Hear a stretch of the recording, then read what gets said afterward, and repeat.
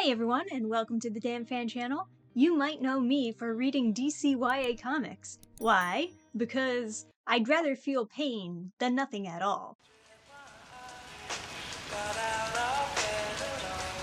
And today I read Shadow of the Batgirl. Now I'll say this much positive about this comic. It did not make me angry after reading it. It just made me feel disappointed.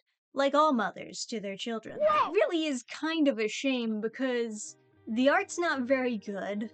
It's amateur, at best. There's some, decent ideas in there that could make for maybe an interesting YA book featuring Cassandra Cain, but this was not the way to do it. So yes, this is the YA book about Cassandra Cain. She is an assassin who eventually turns into the next Batgirl. She escapes after doing an assassination but not going through with it, and then she's kind of just homeless and wandering around. She's been known for being a semi-mute character who knows very few words to describe how she feels about certain things and to communicate with other people. In this book, they seem to be going in the direction where she just never really learned English, like she's a dog who only knows a few simple commands that her dad taught her, and a lot of those commands are just, kill, go get him, boy! A silly interpretation, but regardless, we have this killer who doesn't really know English well, and she ends up finding a library to stay at overnight. She finds a nice lady who owns a restaurant who gives her food and kind of befriends her there. And this is gonna sound really dumb when I say it out loud, because it is dumb. She's able to learn English with time by reading the books in the library. Doesn't make any sense, does it? If you can't speak the language, I'm quite certain that you wouldn't be able to read it either.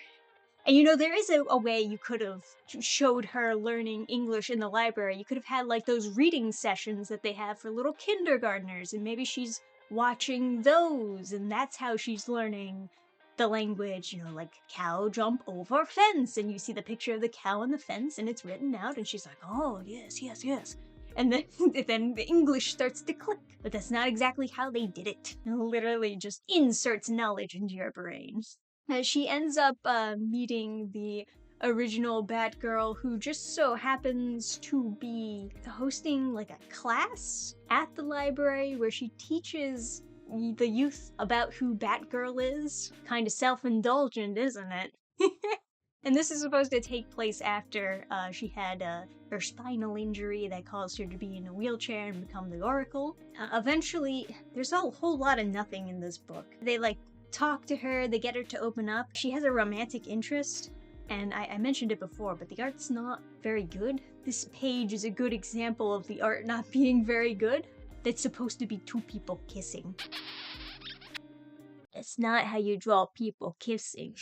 I'll say this much about the artist, the backgrounds look good. They look significantly better than the people, but clearly they need to work on drawing people. It's the style that they're going for, I can tell what they're going for when they draw something. It's almost there, it's close, but you gotta do more from life drawings to understand how the anatomy works and the perspectives, and even some of the emotions are kind of just super bland. There's room for improvement, but it almost seems a little bit mean to just give them a book right away before they've perfected their style. But at least the backgrounds are nice, I guess. So a lot of the book is just getting Cassandra Cain to open up to her found family, that trope. Eventually, she does learn that, oh, surprise, surprise, the girl who does the Batgirl classes in a library knows so much about Batgirl because she was Batgirl! Real shock. Good job with that secret identity. No one will ever suspect the girl who knows everything about Batgirl was Batgirl. When she opens up, she learns all that, and then she aspires to be the next Batgirl or the next superhero. Now eventually some assassins come after her. She has to make a choice to be a killer or a hero, and heroes don't kill. So she obviously makes the choice to not kill anyone and just incapacitate them. So, like, naturally, you need to have Oracle in the wheelchair fighting alongside, and the random woman who owns the restaurant apparently also knows Kung Fu, and they all fight with Cassandra Cain against the bad guys. It's just dumb. It's just dumb writing. I mean, I get it to some extent. Maybe if you're a teenager and you don't really know a lot about the world yet, maybe you can read this book and feel as though it's grounded. I mean, you've never seen a person in a wheelchair fight, but if you've read it here, maybe you can assume that they can fight in a wheelchair. I mean, especially if your only exposure to people in wheelchairs has been these DC comics. Oh my god, the Oracle Code. All these crippled kids beating up the villain at the end.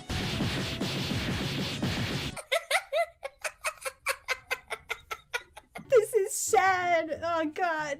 I'm supposed to take this seriously. If your only exposure to crippled people has been that, then you might read this and be like, yeah, of course you can beat someone up in a wheelchair. I mean, you in the wheelchair, not the other person. That would just be mean.